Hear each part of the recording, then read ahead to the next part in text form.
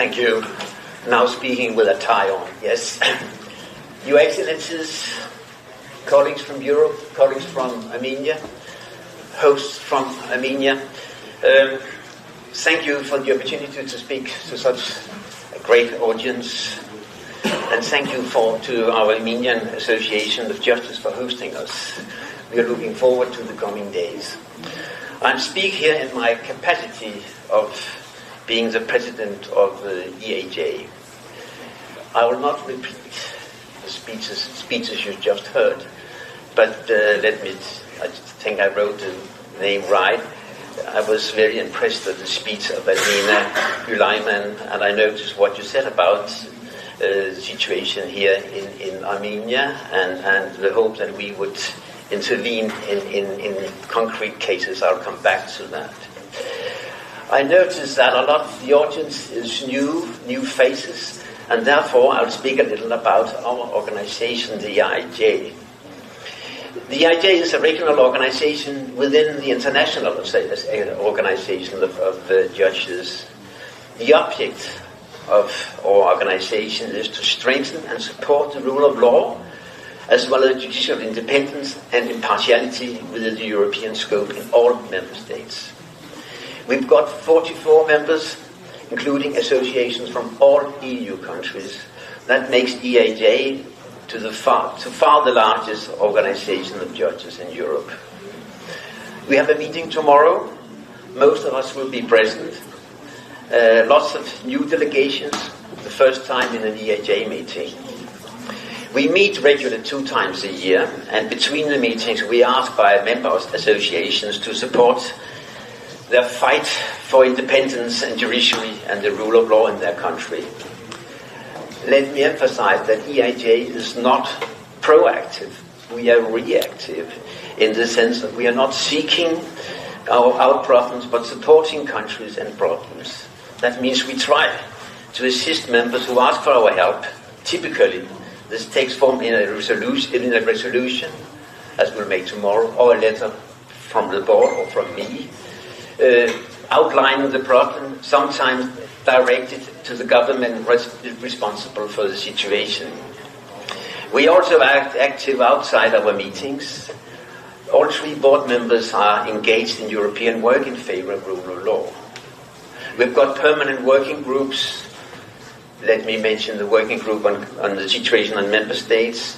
We've got a group called Our Way to Brussels, and we have a newly established working group on judicial salaries and pensions. And we work closely with a number of stakeholders working for the rule of law in Europe. And are represented in a lot of permanent bodies in Europe working for the rule of law.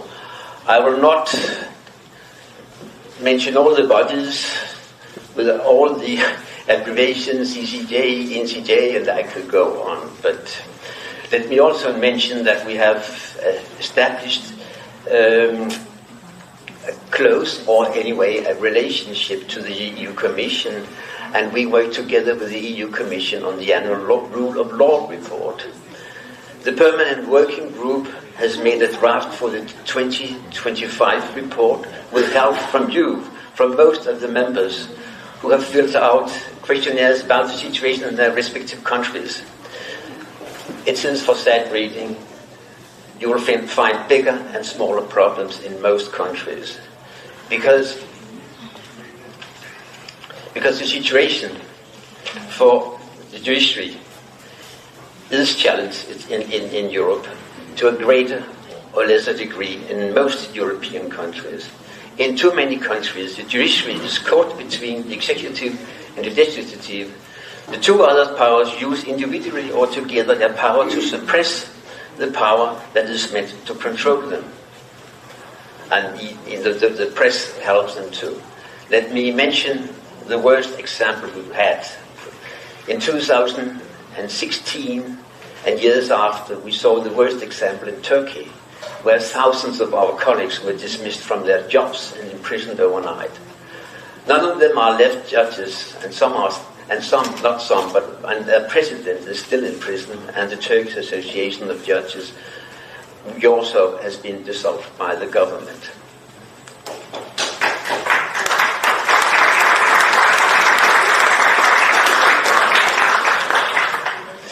It is remarkable that more than half of the EUJ members are members. No, let me start again. It is remarkable that half of the EIJ members are members of the Union, where rule of law is a condition for membership. Some of these EU countries do actually not fulfill the basic principal conditions for membership. In tomorrow's meeting, we will make probably 4, maybe 5 resolutions, because we have got requests from 4 or 5 countries.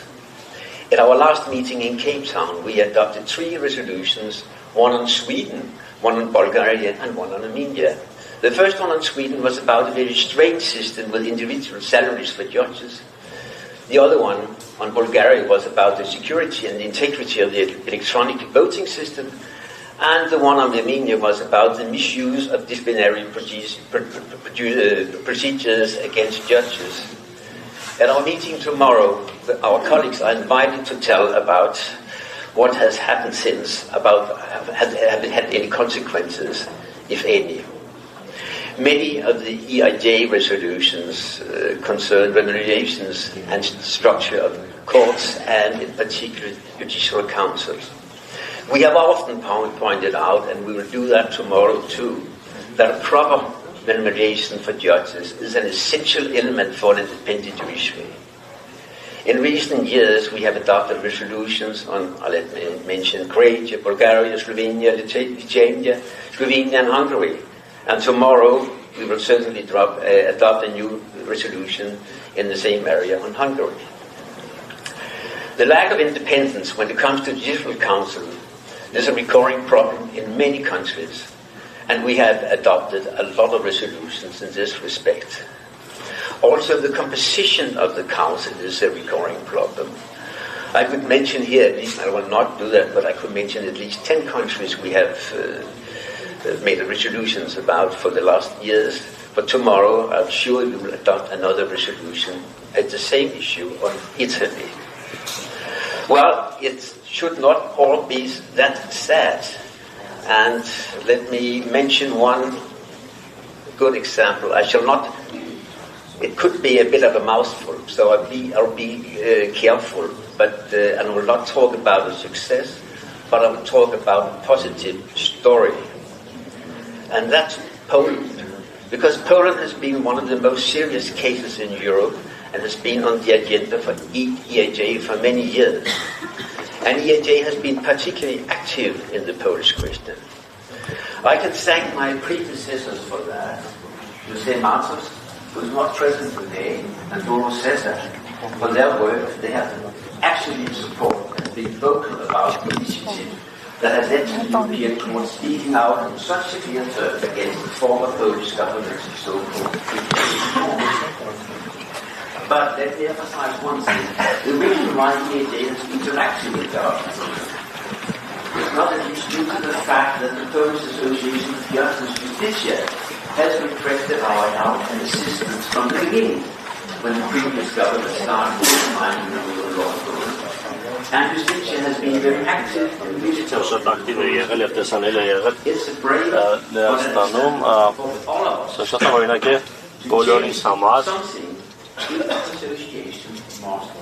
Ինչ-որ բան փոխելու համար յուրաքանչյուր միություն պետք է ակտիվ լինի։ Տեսնում եք եվրոպական ակտիվ համագործակցության կարիք կա, եւ ես կարող եմ հավաստիացնել, որ